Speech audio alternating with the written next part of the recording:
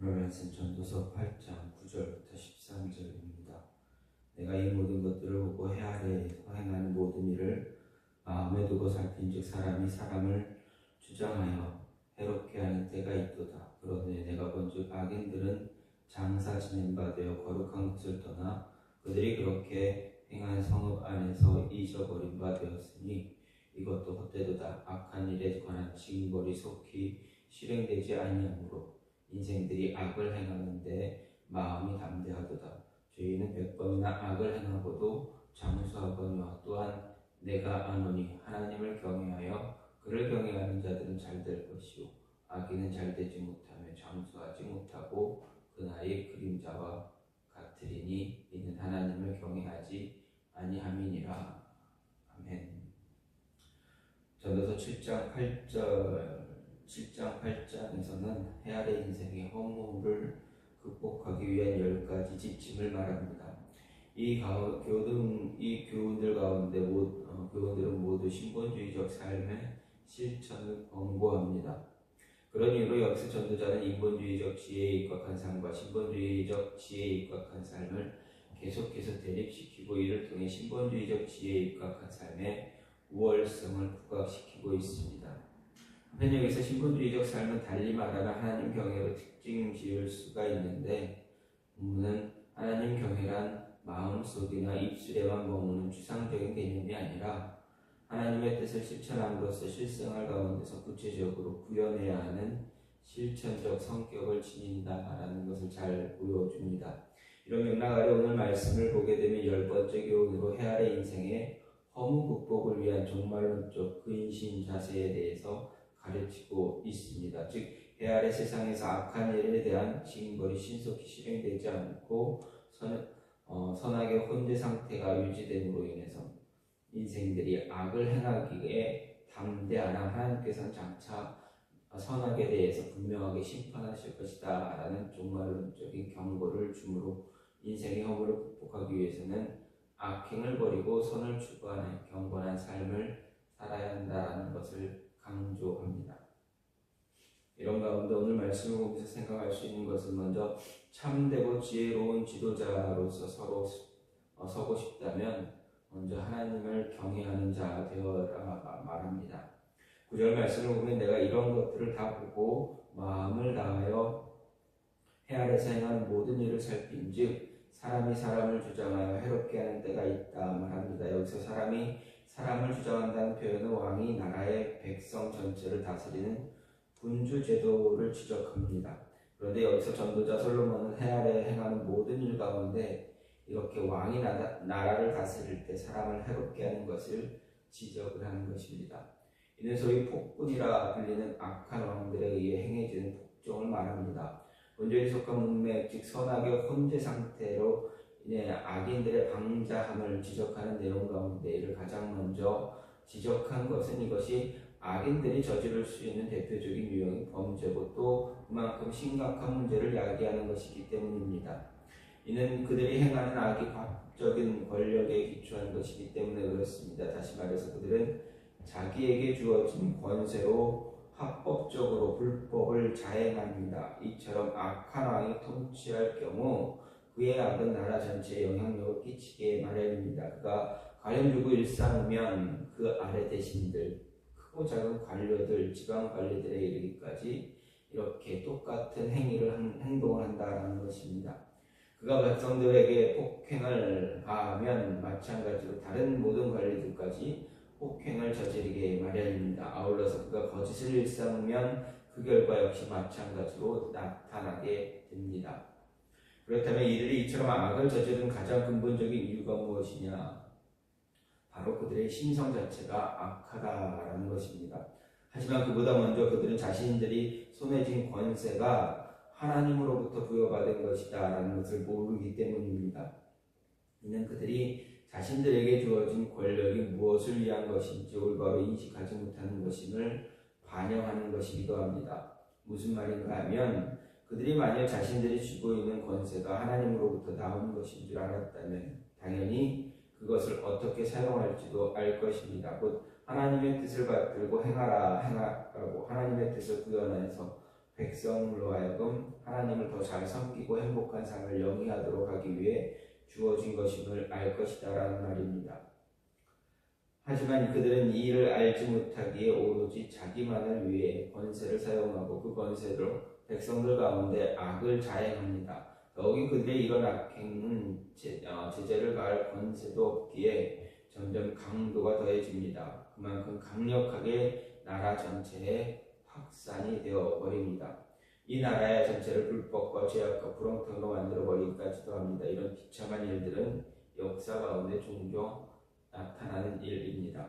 그렇다면 이 같은 사실에 대한 솔로몬의 증언을 통해서 우리가 얻게 되는 가르침이 무엇인가? 많이 있겠지만 그 가운데서 가장 중요한 것, 모든 권세가 하나님으로부터 나온다라는 것입니다. 하나님께 속해 있다라는 사실입니다. 이를 분명히 확인하고 이해할 때 우리는 어떤 자리에서더라도 우리 자신만을 위한 마음이나 생각, 욕심을 고집하지 않을 수 있습니다. 또 지도자의 자리에 선다 해도 그것을 사리사욕을 위한 도구가 아니라 그 자리에 세우신 하나님의 뜻을 받들며 하나님 보시기에 선하고 복된 일을 수행하고자 힘쓸 것입니다. 도리어 그 자리에 서는 것이 두렵고 떨리는 것임을 생각하며 더욱 근신해서 조심하며 자성하게 됩니다. 과거에나 지금이나 앞으로도 사람들은 더 높은 자리, 더 큰 영향력을 끼치는 자리에 앉고 싶어하는 심성 버리지 못하고 그 같은 자리를 추구하게 될 것입니다. 이런 자리에 우리들 가운데 앉게 될 이들이 있을 것이고 라는 사실도 분명합니다. 하지만 세상 사람들과 달라야 할 우리들이 반드시 기억해야 할 것, 오늘 말씀에서 확인하는 것입니다. 바로 모든 권세는 하나님에게서 나오는 것이기 때문에 우리가 어느 자리에 있든지 그 자리는 하나님을 위한, 하나님의 뜻을 실천하기 위한 그런 자리가 되어야 한다라는 것입니다. 따라서 진정한 지도자, 리더자 되길 원한다면 가장 먼저 하나님을 경외하는 마음 배우고 간직해야 한다라는 사실입니다. 또 한 가지 무엇입니까? 눈에 보이는 현실에 좌우되지 않고 오직 진리만 쫓는 자가 진정한 그리스도인 하나님의 사람들 리더자가 될 수가 있다라는 것입니다. 10절 말씀을 보면 내가 본즉 악인은 장사 지는 바 되어 무덤에 들어갔고 선을 행하는 자는 거룩한 곳에 떠나 성읍 사람에 잊어버린 바 되었으니 이것도 헛되다라고 말합니다. 이는 세상에서 흔히 볼 수 있는 악인의 형통과 의인의 고난이라는 문제를 다룹니다. 즉 악한 자들은 그의 말년까지 평안한 생을 보내다 평안히 죽어 무덤에 안치됨에 반해서 오히려 의로운 삶을 산 사람들은 생의 터전조차 잃고 세상을 떠돌다 죽고 그의 의로움조차 사람들의 기억에서 사라지는 납득할 수 없는 사회적 모순과 부조리 현상을 고발하고 있는 것입니다. 이런 부조리한 현상, 곧 의인이 고난받고 악인이 형통하는 일은 욥이 자신이 당하는 고난을 인해서 자기를 악인으로 매도하는 친구들 앞에서 절규하듯 고발한 내용이기도 합니다. 본절 말미에 이것도 헛되다는 외침은 그 허탈감을 표현한 것입니다. 이는 일면 무엇을 추구해야 하며 어떤 삶을 추구해야 하는지 방황하지 않을 수 없는 인간 영혼의 허탈감의 표현으로 풀이할 수도 있습니다. 이런 현실 상황 속에서 우리가 얻어야 할 교훈은 세상이 아무리 거꾸로 뒤집힌 것처럼 보여도 세상 가운데 고난을 받으며 그 마지막조차 비참하고 초라하더라도 의를 행하는 것입니다. 물론 이것은 쉬운 일이 아닙니다. 다수의 사람들, 마음이 약하고 하나님을 향한 믿음이 깊지 못한 자들, 현실만을 바라보고 참된 믿음의 길을 바라보지 못하는 사람들, 이들은 이 같은 현실을 보면서 흔히 흔들리기 쉽고 넘어지기 쉽습니다. 그들은 종종 의를 행한다면 하나님이 그 삶을 책임져 주시고 보상해 주셔야 하는 것 아닌가 반문하며 믿음을 저버릴 수 있습니다. 또 그들 중 어떤 이들은 이 땅에서 형통함을 누리는 악인들의 삶을 부러워하고 그들의 행실을 본받기까지 합니다. 하지만 그들의 생각이나 관점 어리석은 것이고 제한적인 것이며 완전치 못한 것입니다. 왜냐하면 이 세상은 부조리하기 때문이고 불의한 사람들 그리고 어둠의 권세 거짓의 아비인 사단이 공중 권세를 잡고 활동하는 곳이기 때문입니다. 이렇게 사단이 역사하는 이 세상에서는 거짓된 일, 사람들의 심령을 미혹하는 일이 눈앞에 펼쳐지기에 마련입니다. 하지만 바른 성도는 이것이 눈에 보이는 것일 뿐 참된 실상, 참된 진리 아니다라는 것을 알게 됩니다. 그래서 성경은 의인이 고난을 받고 악인이 형통하는 것이 결코 이상한 것이 아님을 가르칩니다. 이 같은 세상 가운데서 의인들은 세상에서 잘못되고 비참한 결과를 당하면서 하나님의 도움과 구원을 고대하고 소망합니다. 물론 그들 중 어떤 이들은 구원을 경험합니다. 하나님의 극적인 은혜와 도우심을 경험합니다. 하지만 다 그런 것은 아닙니다. 하나님의 뜻을 행함으로 인해서 그들은 당치 않아야 할 무수한 핍박과 박해를 받아왔었고 순교까지 당했다라는 것 우리는 잘 알고 있습니다. 그들은 어떻게 보면 너무나 억울하고 불의한 일을 당했음에도 믿음을 저버리지 않습니다. 하나님의 구원하심과 도우심을 소망하지만 다니엘의 세 친구들과 같이 그리 아니하실지라도 믿음을 버리지 않겠다 고백했습니다.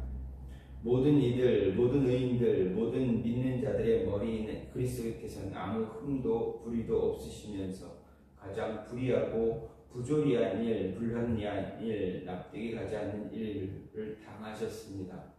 곧 가장 저주받은 자, 가장 사악한 자들에게 주어져야 할 십자가에 달리셔서 철저한 저주 가운데 죽임을 당하신 것입니다. 이런 길을 걸어가신 예수님 우리 모두를 향해 의를 지키기 위해 우리 모두를 향해 의를 지키기 위해 핍박받는 것이 도리어 축복이고 악한 자들이 의의 길을 가는 우리들을 향해 욕하고 핍박하고 거짓으로 모든 악한 말을 할 때 과거의 선지자들도 역시 그와 같은 일을 당했기 때문에 도리어 기뻐하라고 말씀하시면서 천국에서 우리의 상이 클 것이다 라고 격려하셨습니다. 따라서 세상의 마음을 두고 세상의 부조리함과 거짓됨으로 인해서 의를 버리고 악을 행하는 어리석음을 범치 말아야 합니다. 그것은 오직 악인들, 바람에 나는 겨와 같은 허무하고 무가치한 인생을 사는 사람들이나 취할 자세입니다. 영원한 하나님의 나라, 변치 않는 하나님 의를 행하는 자를 반드시 축복하고 불의를 행하는 자에게 반드시 형벌을 내리신 하나님을 바라보고 하나님의 진실한 은혜를 사모하는 자는 이 세상의 가치에 일희일비하는 인생 살지 않게 됩니다. 이 세상에서 삶이 이 세상 가치에 일비하지 않는 그런 인생 살 수가 있습니다. 따라서 눈에 보이는 현실에 좌우되지 않고 하나님 말씀 추구하는 그러한 하나님의 말씀을 바라보는 그러한 진정한 하나님의 사람들, 하나님의 리더들 되어지길 간절히 소망합니다. 오늘 말씀에서 전도자는 인생의 허무함을 극복하기 위해서 악행을 버리고 선을 추구하는 경건한 삶을 살아야 한다 강조합니다. 그러기 위해서 먼저 주어지는 모든 자리, 그 자리에는 먼저 하나님이 계시기에 하나님을 경외하는 자 되어져야 합니다. 참되고 지혜로운 성도 리더자 되기를 원한다면 가장 먼저 하나님을 경외하는 자 되어야 되고 그리고 진리를 추구하기 위해서 조금 더 머뭇거리는 그런 모습 갖지 말고 진리 추구하기 위해서 매일매일 매 순간순간 정진할 수 있는 그러한 모습이 우리에게 필요하다라는 것입니다. 이런 자들이 하나님이 기뻐하는 성도고 하나님이 기뻐하는 리더자임을 기억하시고 이런 삶이 오늘도 저와 여러분 안에 있기를 간절히 소망합니다. 이 시간같이 기도하기로 원하는 하나님,